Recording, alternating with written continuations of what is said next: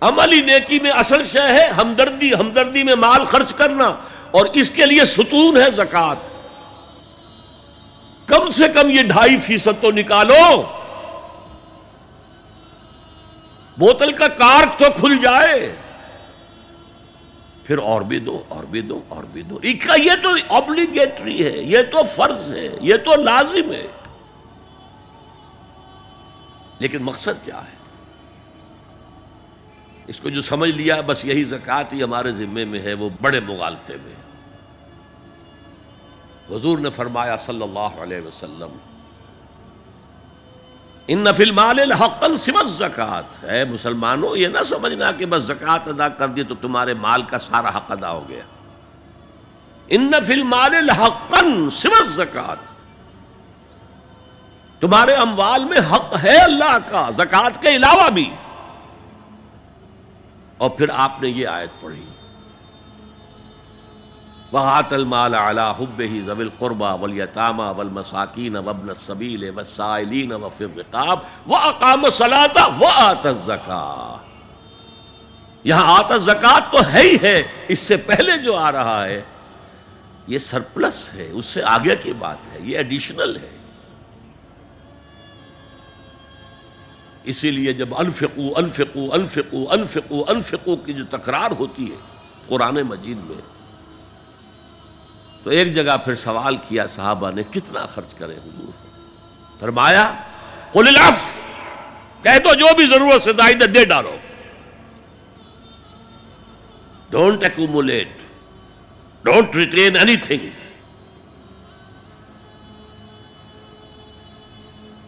ایک بات آپ سے کہوں، آپ کچھ چونک جائیں گے، حضور نے کبھی زکوٰۃ دی؟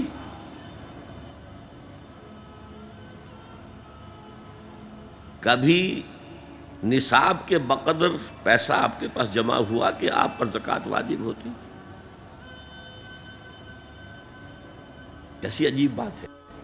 ارکان دین میں سے ایک رکن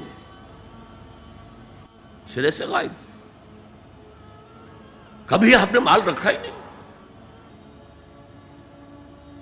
حضور کا اسوہ ہم جانتے ہیں، مسواک کر لی ہے، پائچے جو ہے ٹخنے سے اوپر کر لیے ہیں، یہ اسوہ ہے؟ ہاں ہے، یہ بھی ہے، ٹھیک ہے، سنت ہے، اسوہ تو یہ ہے۔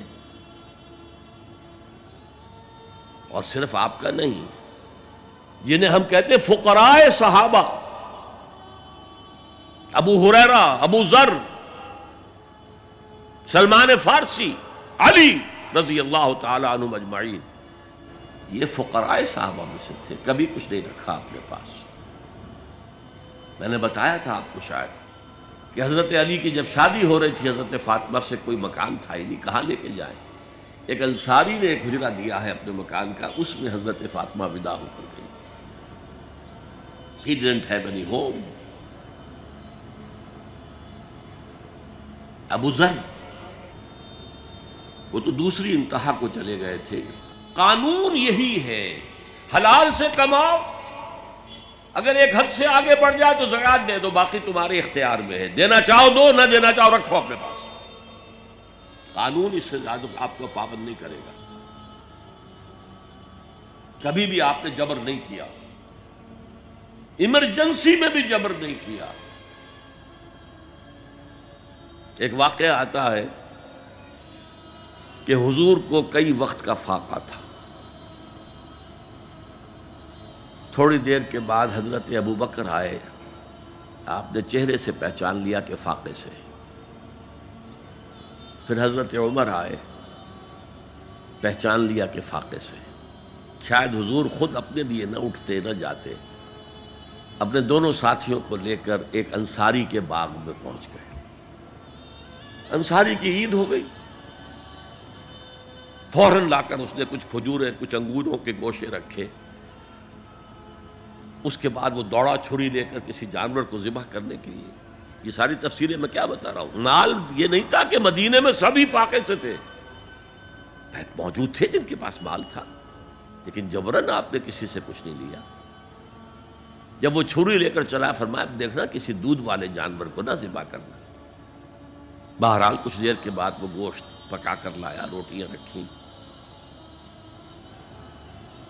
اس کے بعد حضور نے ایک روٹی پر چند بوٹیاں رکھ کر کہا یہ عائشہ کو دے آؤ، اسے بھی کئی وقت کا فاقہ ہے. اور پھر حضرت عمر کی طرف رخ کر کے کہا عمر یہ ہیں وہ نعمتیں جس کا حساب دینا پڑے گا اللہ کے ہاں. فَأَمَّا بِنِعْمَةِ رَبِّكَ فَحَدِّثْ، اور یہ جو فرمایا گیا الہاکم التکاثر میں نعمتوں کا حساب لیا جائے. وَلَتُسْأَلُنَّ يَوْمَئِذٍ عَنِ النَّعِيمِ، فرمایا یہ نعمتیں ہیں. تو یہ ہے اصل میں انفاق کا معاملہ. آپ کے اس پر چھوڑ دیا گیا ہے. جتنا بھی آپ میں جذبہ ہے، جتنا بھی آخرت کا یقین ہے، اتنا ہی آپ پسند کریں گے کہ آخرت کے بینک میں جمع کرائیں، یہاں کے بینکوں میں کیوں جمع کرائیں. یہاں کتنا دے دیں گے آپ کو؟ 10%، 20%. وہاں 700% ملتا ہے. 700% نہیں، 7,000، 700 گنا. Why to keep it in these banks؟ حضرت مسیح کا جو پہاڑی کا واس بہت مشہور ہے، سرمن آف دا ماؤنٹ، بڑے پیارے الفاظ ہیں. میں آپ سے اپنا تاثر عرض کیے بغیر نہیں رہ سکتا. جہاں تک مواعظ کا تعلق ہے، جو حضرت مسیح کے مواعظ آئے ہیں ان سے اونچے واعظ کوئی ممکن نہیں. اسی میں یہ جملہ بھی ہے، دیکھو اپنا مال زمین پر جمع نہ کرو. جہاں چوری بھی ہوتی ہے ڈاکہ بھی پڑتا ہے، کیڑا بھی خراب کرتا ہے. آسمان پر جمع کرو جہاں نہ چوری کا اندیشہ، نہ ڈاکے کا خوف، نہ کیڑا خراب کر سکے. اس لیے کہ میں تم سے سچ کہتا ہوں کہ جہاں تمہارا مال ہوگا وہیں تمہارا دل ہوگا. مال یہاں ہوگا تو دل اٹکا ہوا ہوگا، اور فرشتے اس طرح گھسیٹ کر کھینچیں گے آپ کی جان کو جیسے کہ سیخ پر سے کباب کھینچا جاتا ہے. اور اگر دل وہاں لگا ہوا ہے جس کے لاکھوں کروڑوں ڈالر سوئس بینکس میں جمع ہیں، اسے کہا جائے نکل جاؤ پاکستان سے، اسے کوئی تکلیف ہوگی؟ نکل جاؤ فلاں ملک سے، ملک بدل کرتے تمہیں کیا تکلیف؟ میرے بینک کے اندر پیسے ہیں. البتہ جس کا باہر کچھ نہ ہو اسے اگر یہ دی جائے سزا تو اس کی تو جان پر بن جائے گی. تو یہ ہے انفاق کا معاملہ. اس میں یہ دو جو ہے، ایک قانونی سطح ہے.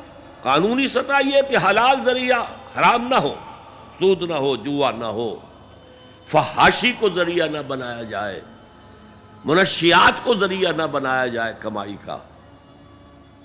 اور جو بھی آپ کے پاس ہے، آپ نصاب کی سطح کے اوپر آ گئے تو 2.5% زکوٰۃ دے دو.